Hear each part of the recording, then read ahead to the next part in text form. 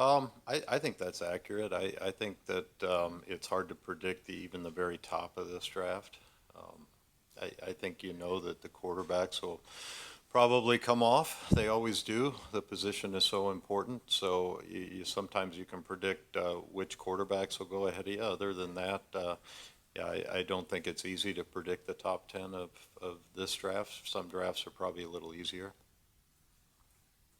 Did signing the two tight ends change your mind on anything, what you do at that position, or is it completely independent of how the board would fall?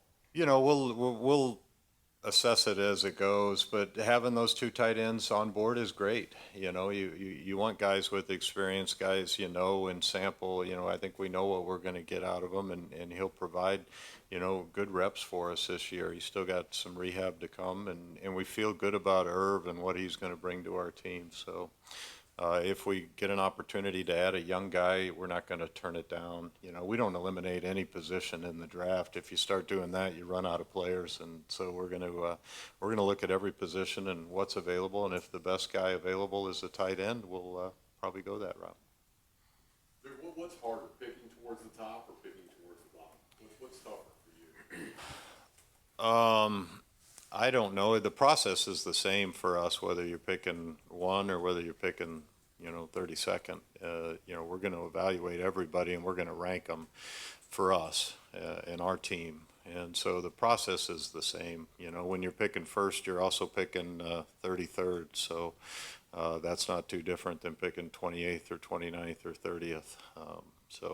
Once the draft gets rolling, it's the same process for us. Sometimes it's maybe a little smaller universe when you're up top.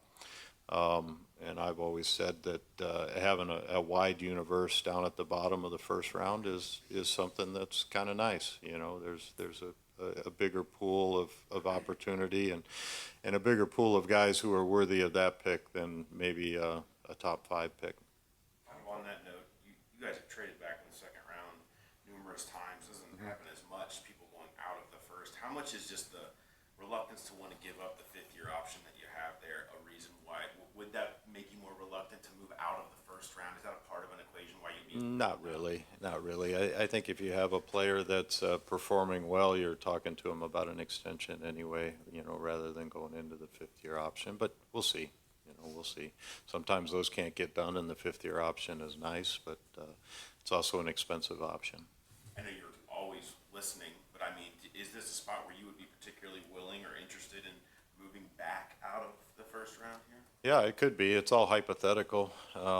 You've got to have somebody that wants to move in, and so you've got to have a player worthy in somebody else's mind of coming up and giving up picks or players or future picks for a guy. So if he's that good for some other team, maybe he's good for you too. So it's all dependent. How convicted are you on the guy that is available that you will be picking, and how much you're getting in return. But we'll look at it if it comes up. But it's all hypothetical right now. When do you start, like if you're doing a trade, or if you're thinking about a trade, do you start doing that a couple days, a day before, or is it during the round, or how does it? No, what happens in advance is just feeling out, and everybody's open to trading. So you call around and you say, hey, gee, hypothetically, if we want to come up from 38 to 28, are you guys interested? Sure, give us a call. Those are the feeling outs. Does that happen No, the only really thing that in my mind matters is what happens in the moment, and what happens as your pick is approaching. What's the conversations, in the days leading up to it normally are not the ones that matter that much, in my opinion. Without naming names, was the phone ringing last year for people wanting to come up to 31? God, last year's a long time ago. I'm not sure I can remember that. The phone rings all the time. Sometimes we answer, sometimes we don't. Duke, does the draft strategy change for you guys, considering the success you guys have had the last 2 years, and maybe wanting to get more pro-ready players that can help you immediately rather than some long-term guys? Yeah, we're never looking for guys that are going to take forever. You just don't have them. The nature of our league and the way it's structured is that you need to get performance out of your guys early in their careers. And, after 4 years, they're not yours anymore. and you have to decide whether to re-sign them or not. So the days of long-term development and looking for guys that are going to produce 4 and 5 and 6 years down the road, that doesn't happen. So, we want all of our players to have a role, when they come in the building, and then try to grow that role the best they can. But, you only have 53 and you only have 48 dressed on game day. So you want everybody that's in that mix to have a real role and be ready to go. Year 5 with Zach, obviously the same coordinators as well. Does that help during this process? Sure. What fits them, what fits you, et cetera? Sure. The more you work with somebody, the more you're around them. I think the more you can gel with them and understand their points of view and what they're looking for and how they operate and what they mean when they say certain things. So familiarity is great in scouting. That's what makes our scouting staff good. We've been around each other a long time. And we've, kind of merged our philosophies over the years. And the guys that started here are now at a point where they're really contributing and they're relied upon. Our scouting staff, in my mind, is fantastic, and I rely heavily on them. The whole team relies heavily on them. In this area, it's Mike Potts, leading the show, and in free agency, it's Steve and Trey and Christian and Andrew are invaluable to us, and so those guys are great resources, and they're really the ones really on the oar, making us go. And so we've been around each other a long time, and that, continuity in any group is important. As Mike's role has grown, has your process changed? Not that you're more hands-off, but that some of the things that you do, is it different at all? I try to go about a similar process myself. I've got to get myself ready to have an opinion as well.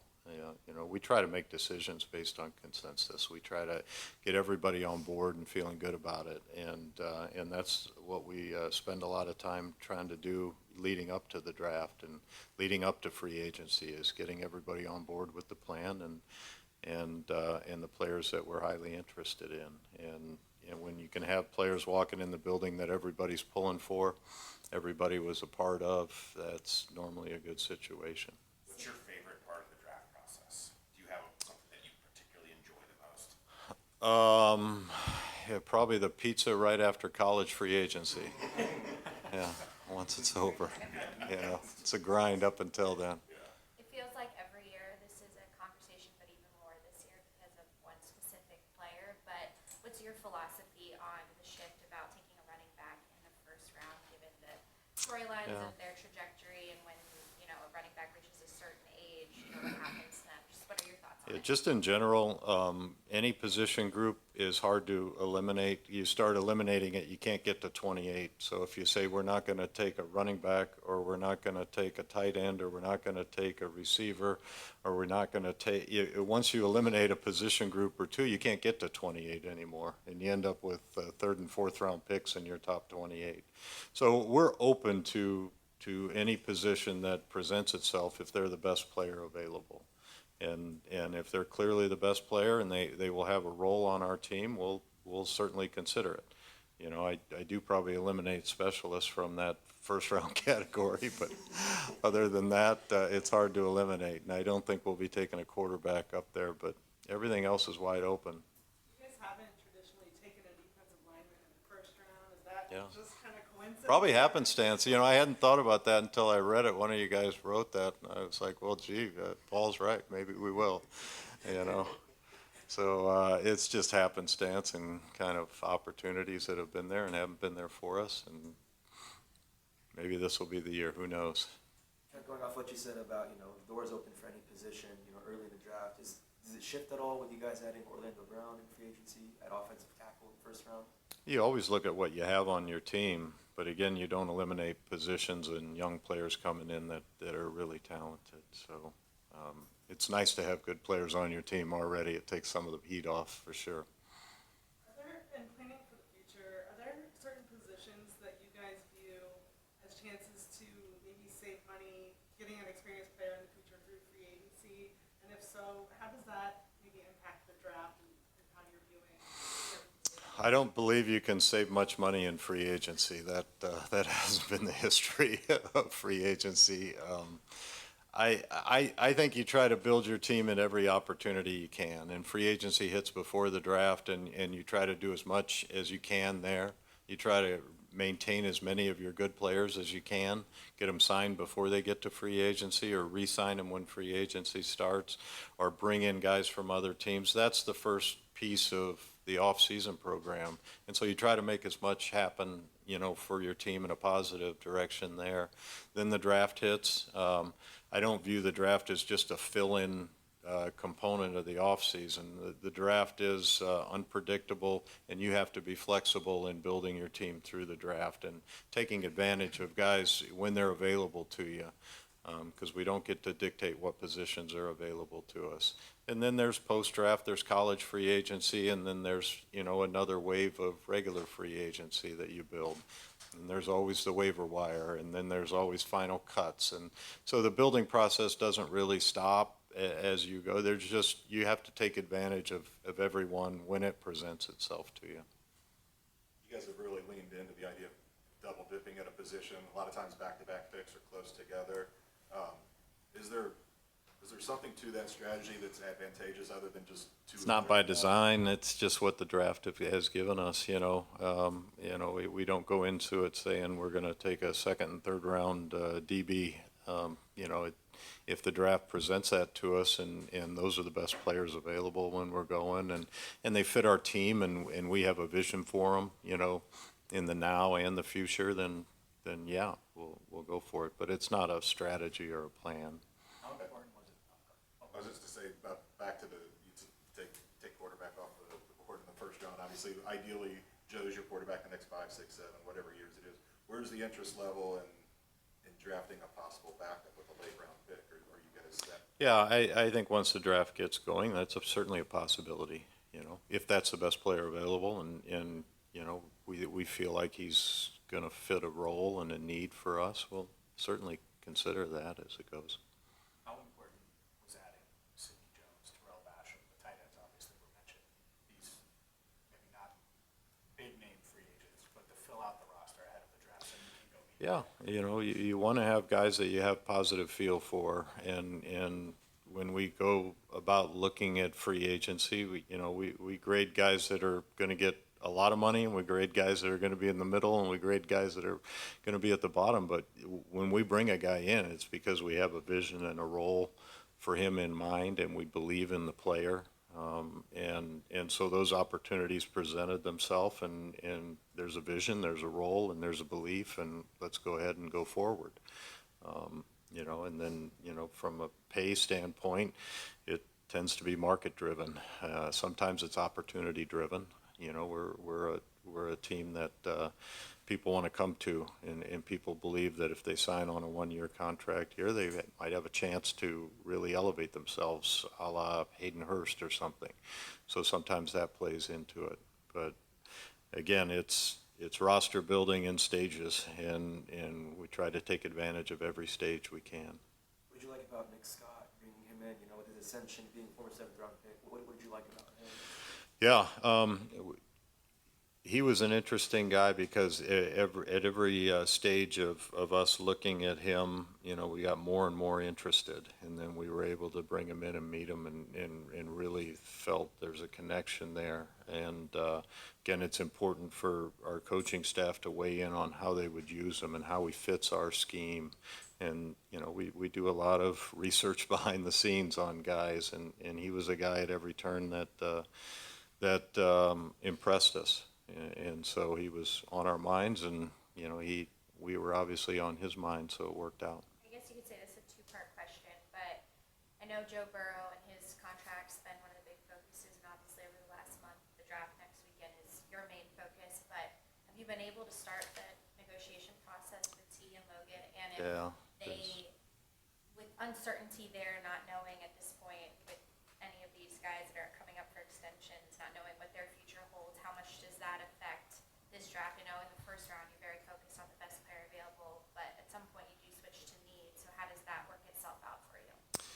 Well, it's something we think about all the time. You know, the contract things, you know, you can't predict when and if they'll get done. We're working to try to have as many good players on our football team as we can and try to keep them as long as we can. The ones that are producing and really fit well here. We're trying like heck to get those guys extended, renegotiated, you know, however, you know, signed after their contract expires. But, you know, in terms of how it affects the draft, I don't think it necessarily does. You know, we try to maximize each year.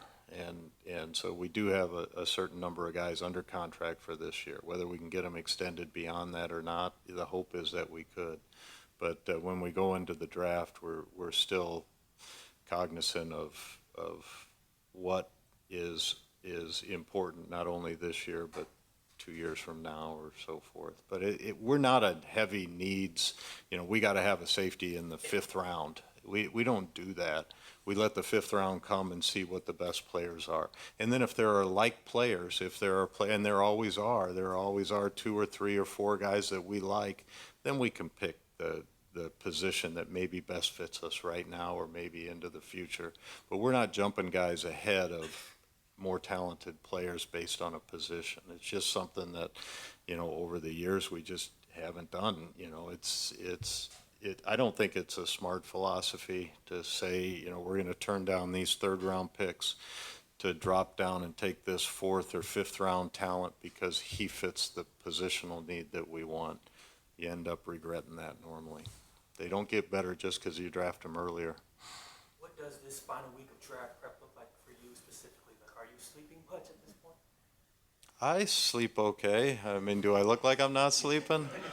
I mean, this is the best it gets. You know, we try to work smart. We don't grind on our guys and keep them here at midnight and that kind of stuff. We think if we're working smart early in the process, we can work smart late in the process. So we're working smart, and we don't spend all night here. Based on, I guess maybe add to that, the continuity and consistency of the scouting department, the coaching staff. You mentioned getting on the same page. The fact that you guys have been working together all that time, does that help you get on the same page quicker so you don't have to grind till 2, 3 in the morning? I mean, do you find working efficiently even easier? Yeah, and there's a trust factor, you know, between guys that you've worked with for a while, and we certainly trust our coaching staff to put the work in to have opinions in this area, and they trust us to put the work in to have opinions in this area. There's very little acrimony. There's very little, you know, heavy, hard conversations. I think there's a respect for opinion, you know, running both directions. And when that happens, then you can just have dialogue and try to get to the point where everyone's comfortable with ultimately where we're going to assign them on our draft board and whether or not we would take them. So there's never, I mean, probably not many north and south pole disagreements. I mean, they're probably a little bit closer, right? I mean, Yeah. you know, you guys aren't on opposite ends of the spectrum very often, haven't worked together as long as you have. Sometimes it happens, but we work towards agreement on it, you know. We work towards agreement. We want everybody forming their own opinion. We don't want really groupthink in scouting. We want people working independently to form their own opinions, then come into the group and give that opinion. Right. That's what's valuable. It's not a guy that knows what the opinion is that then comes in with the same opinion. Right. You know, that provides no benefit to the end product. So we want people working independently. We want people that are willing to state their opinion, you know, even if it's not a popular opinion. And we get that, and we work through it, and we try to figure out, you know, what's best for our team and what'll work for us here in Cincinnati. Jonah Williams made a public trade request. Is that something you consider over the course of draft weekend, or you just view that as we expect Jonah to come in and play right tackle? You know, I don't have any updates on Jonah. He's a member of our team. He's a valuable member of our team, and if that changes, you guys will be the first to know. But right now, that hasn't changed.